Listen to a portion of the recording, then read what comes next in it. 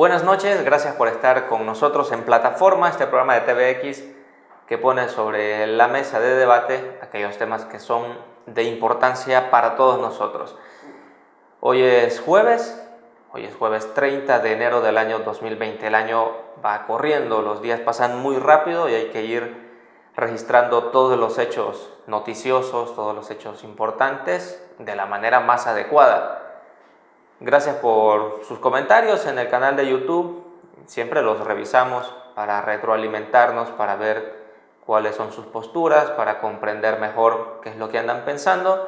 Nos gusta esta retroalimentación que se da en nuestras plataformas digitales, en el canal de YouTube, Informa TVX, en Twitter, plataforma-sb, y en Facebook también, plataforma-sb. Ahí se puede comunicar con nosotros.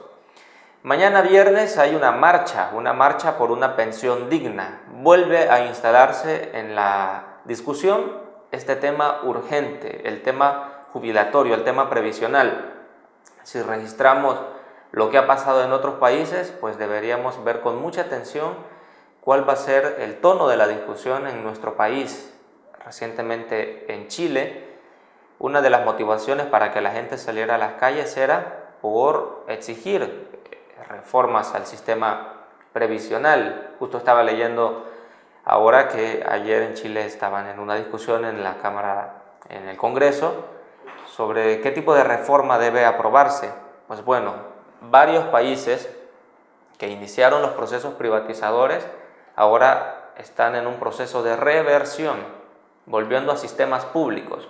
Un documento de la OIT de diciembre pasado registra el caso de 18 países, de un total de 30 que privatizaron el sistema previsional, que están volviendo al sistema público porque se dieron cuenta de que el sistema privado no funciona, que no garantiza esto que debe ser en primera instancia un derecho fundamental, el derecho a la seguridad social, a la previsión. La Constitución de la República en el artículo 50 así lo establece, es un servicio público de carácter obligatorio, es decir, que el Estado tiene que participar en garantizar este derecho para la población. Pero bueno, hay varios temas que nos parecen interesantes. Primero, la ley SAP debe derogarse. Esa es una premisa fundamental. Esta ley ya no admite parches. No podemos estar discutiendo en 18, 32, 52 reformas a la ley del sistema de ahorro para pensiones, porque primero es una ley perversa, una ley hecha a la medida de quienes se vieron beneficiados con el proceso de privatización y que está totalmente opuesta a los intereses de la población.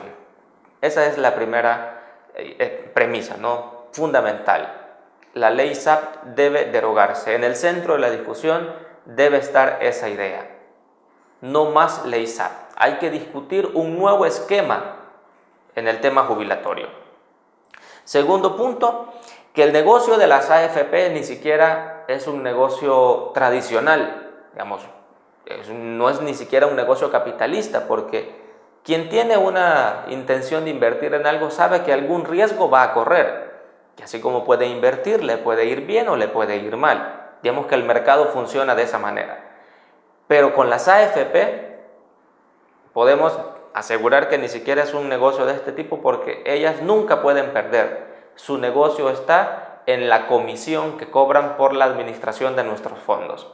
Es decir, que no tienen oportunidades de ponerse en una posición de riesgo. Quienes pensaron el sistema lo pensaron muy bien, y por eso en aquellos años de la ola de privatizaciones, en el año 98, finales de la década de los 90, principios de los 2000, se impulsaron estos temas. Digamos, la reforma de pensiones era una, pero también a la par iba el proceso de privatización de la banca, intentó privatizarse la salud, porque la intención de los gobiernos de aquella época, del gobierno del Partido Arena, era pasar a manos privadas aquellas actividades económicas que generaban un gran rédito. Y con el tema de las pensiones ha quedado demostrado. Recientemente en una conversación con un economista me decía, estas empresas, AFP Confía y AFP Crecer, tienen un nivel de rentabilidad sobre la inversión que no la tiene otro negocio. Es decir, hay un negocio redondo ahí. Esa es la segunda hipótesis, ¿no? La segunda tesis. Primero, la ley SAP no admite parches, no admite remiendos, debe derogarse y debe discutirse una nueva ley, un nuevo esquema del tema previsional. Segundo, que las AFP no son ni siquiera un negocio tradicional capitalista, porque no pueden perder. Luego habrá que advertir algunas cuestiones de tipo más político partidario de la discusión que se va a dar en la Asamblea Legislativa. La postura de los partidos de derecha, la podemos advertir, será una postura en defensa del status quo, una defensa del sistema privado de pensiones. Seguirán diciendo que todo tiene que ver con la rentabilidad, que dónde se colocan los fondos de las pensiones. Pues no se trata de eso, la discusión debe ir más allá, debe verse el tema previsional como un tema de derechos humanos y no como un negocio, como una mercancía. Por tanto, parece que la postura de los partidos de derecha va a ser esa, en defensa de las AFP.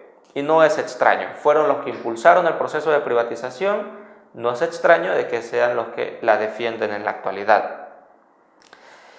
Segundo, en el escenario legislativo, es que el FMLN ahora dice que sí apoya no más AFP, que apoya una reforma al tema jubilatorio que esté de acuerdo con las necesidades de la población, pero el FMLN no puede darse baños de pureza porque hace apenas un poco más de 2 años impulsaron una reforma que le dio la espalda a las necesidades de la clase trabajadora y pusieron sobre todo el tema fiscal.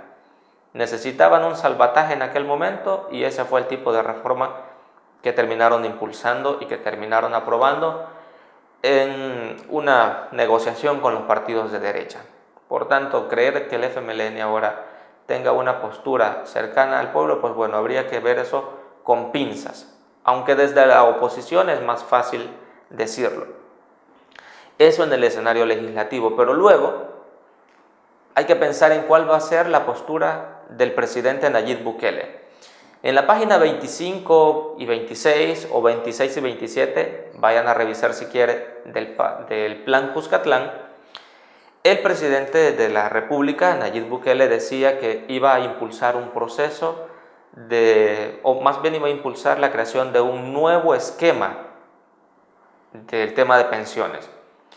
Y el presidente en el plan Cuscatlán decía: vamos a estar dispuestos a asumir el costo político que tenga el impulsar un nuevo esquema, porque las pensiones no pueden seguir siendo pensiones de hambre y todo lo que ya sabemos. Pues este es el momento para que el presidente de la República honre ese compromiso, que cumpla con esa promesa del plan Cuscatlán y que presente lo más pronto posible y con el sustento técnico necesario una propuesta de ley para el tema jubilatorio. El presidente debe corresponder con esa promesa que hizo en el plan Cuscatlán. Pero sobre todo, porque si el presidente, tal como lo reflejan los sondeos de opinión pública, tiene tanto respaldo social, entonces hay que decir que esta es una prueba de fuego para el presidente. Use ese capital político que tiene y ponga sobre la mesa la derogatoria de la ley del sistema de ahorro para pensiones, la ley SAP. Y la gente va a estar con usted. Y usted va a estar honrando ese compromiso que adquirió en la campaña, cuando dijo que las AFP debían ser algo que debía repensarse y que iba a impulsar un nuevo esquema. Pues entonces ahora tiene la oportunidad de demostrar que no está con los mismos de siempre en este tema de las pensiones.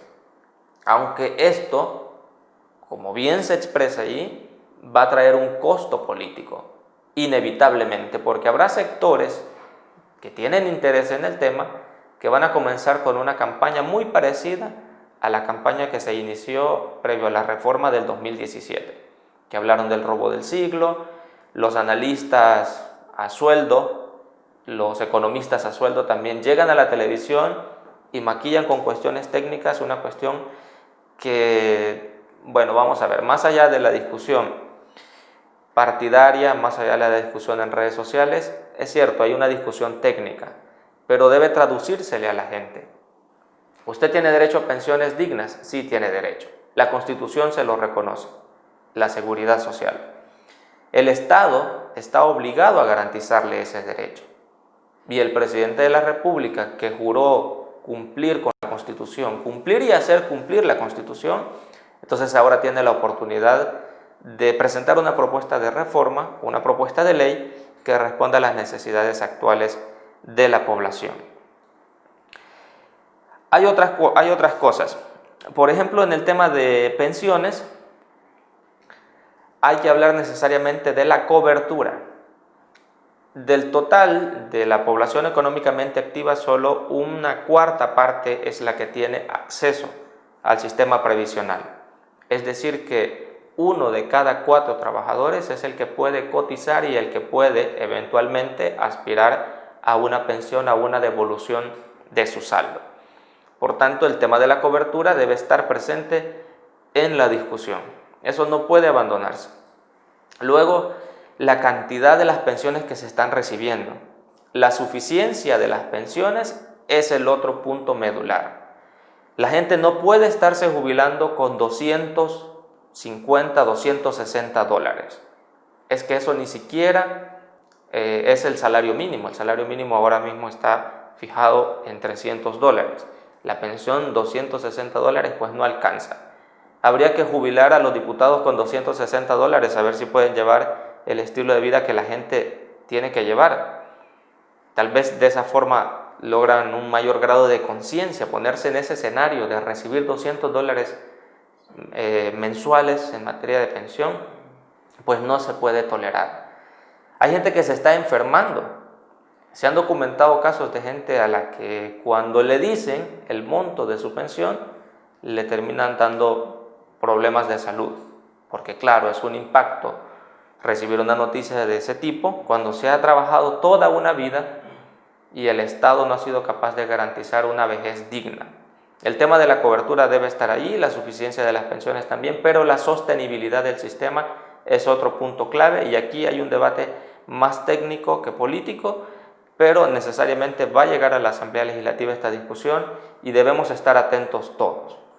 Lo que se necesita hoy día es que el pueblo esté consciente de que el tema de las pensiones no solamente es un tema que interesa a ese 23% de la población económicamente activa que actualmente cotiza, porque los trabajadores por cuenta propia, por ejemplo, aunque pueden hacerlo según la ley establece, les resulta muy caro porque tendrían que generar la aportación como empleados, pero también el porcentaje que en el caso de los trabajadores que están cotizando con una empresa privada genera el patrón o que están cotizando incluso con el Estado. Entonces para los trabajadores por cuenta propia resulta muy caro cotizar. Por tanto la cobertura debe poner su mirada en cómo hacemos que esta gente que está en el sector informal pueda tener acceso a la seguridad social. Y no es algo que estemos inventando aquí, en otros países lo han logrado hacer. Así es que este tema, bueno, está instalado. El llamado es para que ustedes estén atentos a la discusión y que si pueden participar en la marcha de mañana, pues lo hagan, porque la gente necesita manifestarse y necesita mostrar el descontento con el actual sistema de pensiones. El presidente, todo ese capital político que tiene también, debe ponerlo en función de una reforma integral al sistema. Ahí están sectores académicos que están dando muchas luces en el tema, hay que escucharlos, hay que dejarse acompañar. La OIT también entiendo que ha facilitado un grupo de expertos para acompañar al gobierno en el estudio, en el diagnóstico y en la presentación de una solución a este problema. Es una prueba de fuego, insisto, para el presidente de la República y la oportunidad para que Arena y el FMLN y los demás partidos políticos en la Asamblea Legislativa puedan lavarse un poco la cara. Es decir, después de tantas cosas que nos han hecho, por lo menos en este tema deberían decir, bueno, tenemos una oportunidad de reivindicarnos y de entregarle al país una verdadera reforma al tema jubilatorio que responda a las necesidades de la gente. Tienen esa oportunidad, ojalá que lo hagan más allá del cálculo electoral, que lo hagan porque es un tema de dignidad. El tema de las pensiones es un tema de dignidad y así debemos verlo. Así es que bueno, esa marcha se va a dar, una parte de la marcha va para la Asamblea Legislativa y otra para la Casa Presidencial. En ambas canchas la discusión está planteada y hay que estar a la expectativa de cuáles van a ser las posturas. Creo que nos hace falta esa capacidad de estudiar más las cosas, de sentarnos a leer un poco más sobre el tema jubilatorio, porque a veces uno se acerca a la gente y no entienden del todo qué es lo que está pasando. Pues es un tema que nos puede llevar a escenarios como el de Chile, con protestas violentas en las calles, porque pueden plantearse varios escenarios. Si el tema de pensiones se junta en la discusión con una ley de aguas, con una reforma fiscal, podemos llegar a un momento en el que la población, bueno, tenga la necesidad de salir a las calles y manifestarse de forma pacífica y exigiendo sus derechos. Creo que debemos leer más sobre el tema previsional para entender mejor qué es lo que está pasando. Por lo menos estos minutos que sirvan para contextualizar la situación. Bueno, esta semana ha tenido otros temas también que nos han puesto a pensar mucho. La solicitud de antejuicio en contra del diputado Norman Quijano. La Fiscalía General de la República ha solicitado formalmente a la Asamblea que estudie el requerimiento y que, bueno, decida si el diputado Norman Quijano deja de gozar de ese privilegio constitucional conocido como fuero, que reconoce la Constitución para algunos funcionarios en el artículo 236, y que pueda pasar a los tribunales el caso. Hay varias cosas interesantes que me gustaría apuntar sobre este tema. Primero, que resulta curioso que la Fiscalía General de la República primero decida solicitar a la Asamblea Legislativa retirar el fuero al diputado Quijano, cuando hay otros personajes de otros partidos políticos y del partido Arena mismo que estuvieron involucrados también en las negociaciones con las pandillas. Y este nombre hay que subrayarlo y ponerlo en negritas. El alcalde de San Salvador, Ernesto Mason, que incluso en un video publicado por El Faro hace algunos años, grabado en una reunión con pandillas, le pregunta a los pandilleros qué les parece Facundo Guardado como ministro de Justicia y Seguridad. ¿Se imaginan semejante cosa? Preguntándole a los pandilleros si les parece esta persona como ministro o si no les parece. Pues Ernesto Mason, que anda de gira por Europa, en un video que circuló en redes sociales dice: bueno, voy a mandar a mis abogados a ver si hay un proceso en mi contra. Pues el fiscal debería decir si ya hay una investigación también en contra del alcalde de San Salvador, en contra de otros personajes de otros partidos políticos como Aristides Valencia, Benito Lara y otros personajes. Esos como primeros puntos interesantes. Luego, los escenarios que se plantean. Algunos advierten de que esto se ha hecho con un cálculo muy preciso y que la Fiscalía ha solicitado el antejuicio previendo que en la Asamblea Legislativa no se alcancen los votos para desaforar al diputado Quijano, lo cual tendría, por supuesto, repercusiones políticas muy interesantes, ¿no?, en la ya desgastada imagen de los partidos políticos Arena y el FMLN. Pero en caso de que se alcancen los votos y el proceso pase a la instancia judicial, habrá que ver si la Fiscalía puede sustentar el caso, porque estamos acostumbrados, y me gusta insistir en esto, a que la Fiscalía presente shows en la televisión, en los medios de comunicación, pero a la hora de sustentar los casos en los tribunales tiene serias dificultades, y ojalá que este caso no sea uno de esos. Y así como pedimos siempre para todas las personas que están siendo imputadas de un delito, que se les garanticen sus derechos, que la presunción de inocencia sea un principio que no se vulnere, que sean tratados con dignidad, sí, y que se respete el artículo 3 de la Constitución de la República, que establece que todos somos iguales ante la ley. Igual es Juan Pueblo que igual es el doctor Norman Quijano, un personaje de larga data en la política salvadoreña. Igual debe tratarse a Ernesto Mason y a cualquier político que resulte vinculado a estas negociaciones con pandillas. Lo que debemos pedir es que el proceso se maneje con seriedad y que la Fiscalía esté a la altura de las exigencias de la población. Que este caso, si se judicializa, pues se logre encontrar la verdad con base en las pruebas que se oferten. Eso es lo que uno debe esperar, lo que uno debe pedir. Así es que hay que estar atentos. la cosa se pone muy convulsa y en un año preelectoral, como advertíamos a inicios de este año, era previsible que se iban a instalar temas muy polémicos, pero que esos temas no nos hagan perder la vista de otros temas como el tema de pensiones, que también tiene que discutirse de manera seria. Así que ahí están los temas para el debate. Un abrazo para todos y que la pasen muy bien.